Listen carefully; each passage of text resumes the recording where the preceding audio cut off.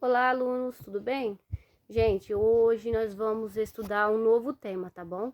Não sei, você já sabe que as aulas passadas nós tivemos os temas de aula com vocês sobre as placas tectônicas, os terremotos, tsunamis e também os vulcões. E aprendemos que as placas elas estão em constante movimento, certo? E, e também, gente, agora nós vamos estudar sobre a atmosfera, tá? A parte que está ao redor do nosso planeta Terra, onde fica o nosso ar, certo? E nessa aula vamos estudar sobre a composição, a composição do ar. Vocês devem saber que a atmosfera é a camada de gás que envolve o planeta, certo? Olá, alunos! Então, como a professora Juscelia falou, nessa aula vamos estudar a composição do ar na atmosfera. A composição do ar, ou seja, a atmosfera terrestre, trata-se da disposição dos diferentes gases que permanecem flutuando ao redor da Terra em razão da força da gravidade. Os principais elementos químicos que compõem o ar da Terra são o nitrogênio e o oxigênio. O primeiro ocupa 78% da atmosfera e o segundo 21%. O restante é ocupado pelo gás carbônico e pelos gases nobres, compreendidos por elementos como argônio, criptônio, hélio, neônio, radônio e xenônio. Nesse gráfico aqui, chamamos esse tipo de gráfico de gráfico pizza. Nele, toda essa bola aqui representa a composição do ar. E essa parte laranjada aqui representa a quantidade de nitrogênio, que é 78%. Então, a maioria é nitrogênio que tem no ar. Essa parte amarela está ilustrando a parte de oxigênio, que é 21%, e a parte em verde são os outros gases. Então, é assim que é formada a composição do ar. E agora uma pequena curiosidade. Sabemos que o ar é uma massa, ele é uma matéria. E nessa imagem podemos observar que os balões flutuam no ar. Isso acontece porque eles estão cheios de ar aquecido. O ar, quando se expande, o ar quente se expande, fazendo com que uma massa menor de ar ocupe um espaço maior. Já o ar fora do balão, que está mais frio, apresenta uma massa maior, e por essa razão que os balões conseguem voar, porque dentro dele tem um ar que está mais espalhado, ele está aquecido, então, consequentemente, fica mais leve do que o ar de fora, que está mais frio, mais concentrado. Bom, como expliquei, o ar também contém uma proporção menor de gás carbônico, né, que está incluído aqui nesse 1%, e outros gases, além de uma quantidade variável de vapor de água. Vamos ver um pouquinho agora sobre o gás oxigênio e combustão. Mesmo tendo fósforo ou isqueiro, um astronauta não poderia acender uma vela na Lua. Vocês sabem por quê? Para responder essa pergunta, você precisa saber que para um material queimar é necessária a presença de gás oxigênio. Na Lua não é possível acender o fósforo, ou o isqueiro ou a vela, porque lá não tem gás oxigênio e é preciso disso para pegar fogo. O processo de queima é também conhecido de combustão. Na combustão, a combinação do gás oxigênio com outras substâncias libera grande quantidade de calor em pouco tempo. A energia da combustão é usada, por exemplo, nos fogões para cozinhar os alimentos. O combustível no fogão é o gás de cozinha. Observe nessa imagem aqui das velas. A gente pode observar que conforme ela vai queimando, essa parte aqui branca, que se chama parafina, vai diminuindo. E para onde ela vai? Bom, a combustão transforma o combustível, nesse caso a parafina, em outra substância, no caso que é gás carbônico e vapor de água. Então, isso quer dizer que a combustão é uma transformação química ou uma reação química. Bom, agora vamos ver sobre o ciclo do oxigênio. Bom, como assim o ciclo do oxigênio? O oxigênio, a gente precisa do oxigênio para sobreviver, os seres vivos, a maioria dos seres vivos. E ele no ambiente, às vezes os seres vivos consomem esse oxigênio e depois devolvem para a atmosfera. Isso num certo ciclo.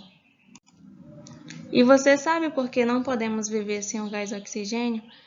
A maioria dos seres vivos, incluindo os seres humanos, usa esse gás para liberar a energia armazenada nos alimentos. O processo de liberação de energia do alimento com o uso do gás oxigênio é chamado de respiração celular aeróbica e ocorre dentro das células.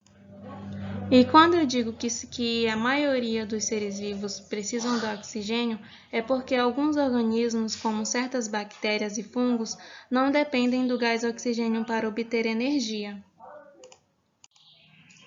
As plantas, as águas e certas bactérias, além de realizarem a respiração celular aeróbia, ainda realizam a fotossíntese. O que é a fotossíntese? É um processo que utiliza água e gás carbônico do ambiente para a produção de açúcares, usados como fonte de alimentos por esses organismos, e como produto libera gás oxigênio. O gás oxigênio produzido pelos organismos fotossintetizantes e os próprios organismos são aproveitados também pelos animais e por outros seres vivos, como os fungos. Podemos observar nessa imagem aqui como o oxigênio circula na natureza. Ele é produzido pela fotossíntese e é consumido pela respiração dos seres vivos na combustão e na decomposição. Então, isso aqui trata-se do ciclo do oxigênio. Veja também que nos ambientes aquáticos, as águas microscópicas são os principais organismos fotossintetizantes. Então, boa parte do gás oxigênio é feito também pelas algas. Bom, estamos estudando a composição do ar que fica na atmosfera. E essa atmosfera, ela é formada por camadas. A primeira camada é chamada de troposfera, a segunda é a estratosfera, depois vem a mesosfera, depois a termosfera e a exosfera. E aqui a primeira é 15 quilômetros de altura para cima, depois tem 25 quilômetros, fica a camada de ozônio. Dentro da segunda camada, que acaba depois de 50 quilômetros, aí depois 80, depois 500 e a exosfera, que é bem... pode ir. A maior quantidade de ar fica aqui na troposfera, que é onde a gente vive. Nessa camada é onde os seres vivos retiram o gás oxigênio para sua respiração, e no caso das plantas, o gás carbônico para a fotossíntese.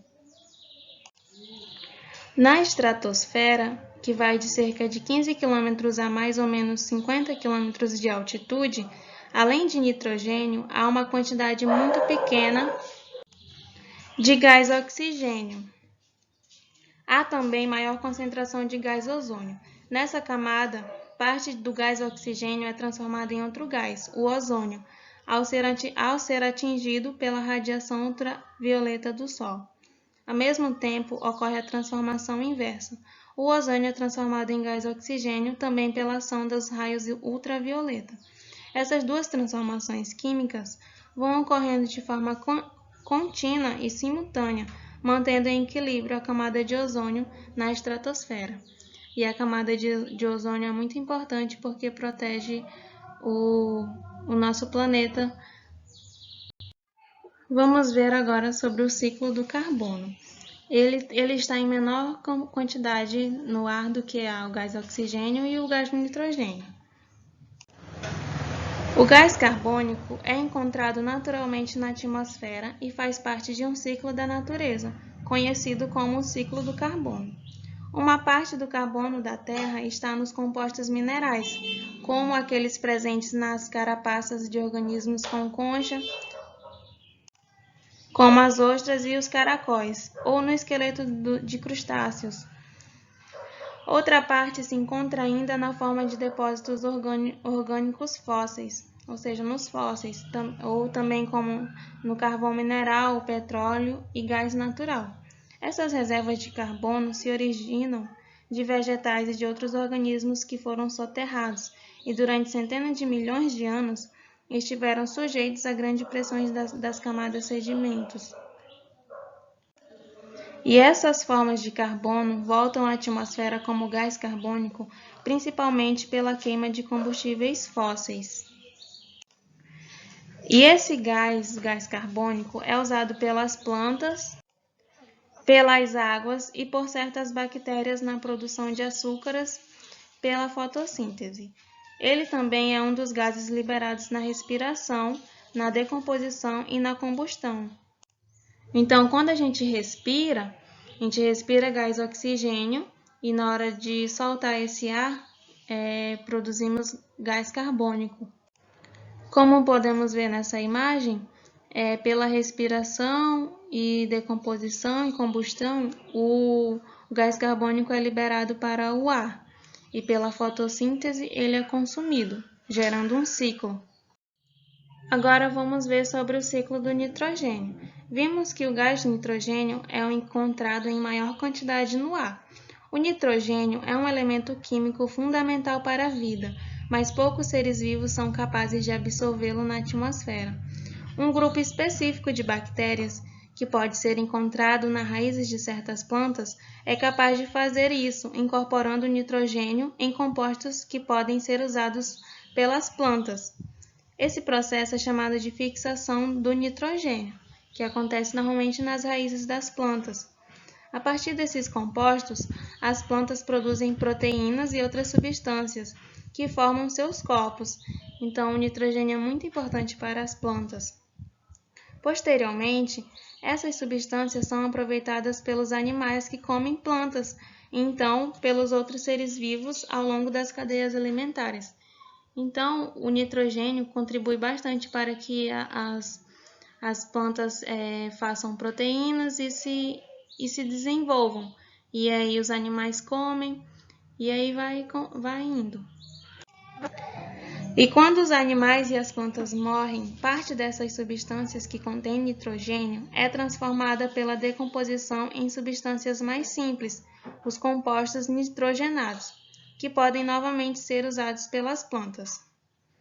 A decomposição realizada por bactérias e fungos é um processo muito importante para o ambiente.